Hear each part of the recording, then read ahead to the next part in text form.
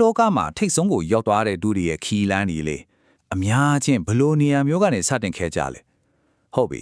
ဒီနေ့မှာတော့တမိုင်းဝင်ခီးလန်းတစ်ခုရဲ့တိတ်ပြီးလူမတီးတီးတဲ့အစကိုကျွန်တော်တို့အထူးထူးပြန်ကြည့်ကြအောင်နိုင်ငံရေးခီးလန်းတွေကတကယ်ဘလို့စတာလဲဒါတော်လေးစိတ်ဝင်စားစရာကောင်းတဲ့မေးခွန်းတစ်ခုပေါ့ဆိုတော့လူလူခေါင်းဆောင်တယောက်ဖြစ်လာဖို့အတွက်သူတို့ပထမဆုံးခြေလန်းကိုဘလို့နယ်ပယ်မှာစောက်ခဲ့ကြတာလေအမြင့်ဆုံးယာဒူးတွေစီမရောက်ခေမှလေသူတို့တွေဘလို့နယ်တွေမှာဘာတွေလုပ်ခဲ့ကြမလဲအခုပြောမဲ့ဇလန်ရဲ့အစပြုရာအဲ့ဒီကနေရာကတော့အမေရိကန်ကရေးတမိုင်းမှာတော်တော်လေးအေးပါနေရရှီကာဂိုမြို့ပါပဲဟုတ်ပါတယ်လေတိုက်ကြံတဲ့ဒီမြို့ရဲ့လမ်းတွေပေါ်မှာပဲနောက်တစ်ချိန်မှာအမေရိကန်သမ္မတဖြစ်လာမဲ့လူငယ်တယောက်ရဲ့အသက်မွေးဝမ်းကြောင်းခီးကတိတ်တိတ်လေးအမြင့်တွယ်ခဲ့တာပါကာမီအရင်ဆုံးဘရက်အိုဘားမားရဲ့အစောပိုင်းကာလာကိုကြည့်လိုက်ရအောင်နိုင်ငံရေးလောကထဲကိုမဝင်သေးခင်ပေါ့သူ့အခြေခံအုတ်မိဖြစ်ခဲ့တဲ့ရင်းရွာလူတို့နဲ့ပတ်သက်တဲ့လုပ်ငန်းတွေအကြောင်းကိုအရင်ဆုံးပြောပြချင်တယ်ကိုလမ်ဘီယာတက္ကသိုလ်ကနေပေါ်ရပြီလို့လေသူကရှီကာဂိုမြို့ရဲ့တောင်ဘက်ချမ်းရပ်ကတွေကိုရောက်လာတယ်သူရဲ့ပထမဆုံးလောက်ကနိုင်ငံရေးလုံးဝမဟုတ်သေးဘူးအဲ့ဒီတုန်းကတမနစ်စက်ရုံတွေပေးလိုက်တော့အလုံးလက်မဲ့ပြဿနာတွေနဲ့ရင်ဆိုင်နေရတဲ့ရက်ရွာတွေမှာပေါ့အဲ့ဒီမှာသူကလူထုစီယုံရေးမှုရောအနေနဲ့ဝင်းလုပ်ခဲ့တာပါအဲ့ဒါကြောင့်အောင်ချေကနေစတင်ခြင်းဆိုတဲ့အယူဆကသူ့ခရီးလမ်းအတွက်တကယ်ကိုအဓိကကျခဲ့တယ်ဆိုလိုတာကအပေါ်ကနေအမင်းပေးညွန်ကြားတာမျိုးမဟုတ်ဘူးလေတာမန်လူတွေနေစဉ်ဘဝအခက်ခဲတွေကိုတကယ်နားလည်ပြီးသူတို့နဲ့အတူတူအပြေရှာတဲ့ဒီနီလန်းကပဲနောက်ပိုင်းသူ့ရဲ့နိုင်ငံရေးအမြင်တွေကိုပုံဖော်ပေးခဲ့တာပေါ့ဒါပဲသူ့ရဲ့ခီးကရဲရွာလုပ်ငန်းတွေမှာပဲအဆုံးသက်သွားခဲ့လားဆိုတော့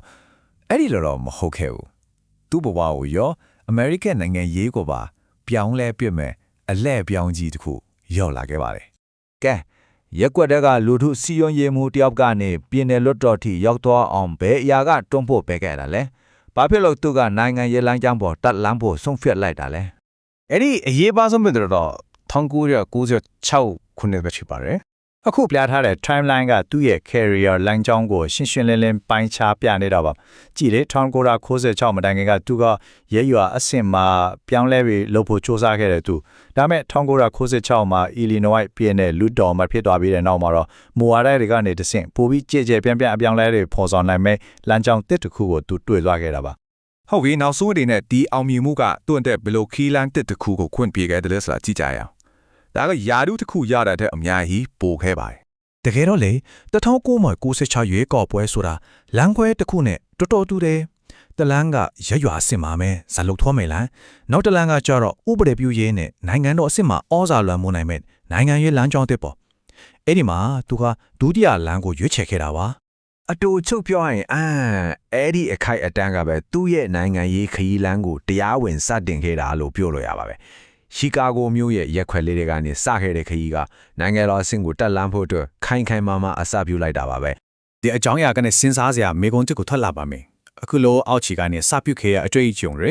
ဒါမှလူတွေဘဝတွေနဲ့တအဲ့ထီတွေ့ခဲ့ရတာတွေကနောက်တစ်ချိန်မှာနိုင်ငံတနိုင်ငံလုံးကိုဥဆောင်ရမယ်ခေါင်းဆောင်ကြောင့်ဆုံးဖြတ်ချက်တွေနဲ့အမြင်တွေကိုဘယ်အတိုင်းအတာဒီပုံဖော်ပေးနိုင်မလဲကျွန်တော်ရဲ့တမိုင်းရိပ်မြုံ YouTube Channel ကိုကြည့်ရှုပေးတဲ့တယောက်ချင်းစီတိုင်းကိုအယံကိုကျေးဇူးတင်ပါတယ်ကျွန်တော်ရဲ့ YouTube Channel လေးကနေနိုင်ငံရေးသမိုင်းတွေကမ္ဘာသမိုင်းတွေထင်ပေါ်ကျော်ကြားတဲ့လူပုဂ္ဂိုလ်တွေရဲ့သမိုင်းတွေကိုတင်ဆက်ပေးနေပါတယ်အဲ့ဒါကြောင့်ကျွန်တော်ရဲ့သမိုင်းရိပ်မြုံ YouTube Channel လေးကို Subscribe နှိပ်ထားအောင်နော် Okay နောက်ဗီဒီယိုမှာပြန်တွေ့ကြတာပေါ့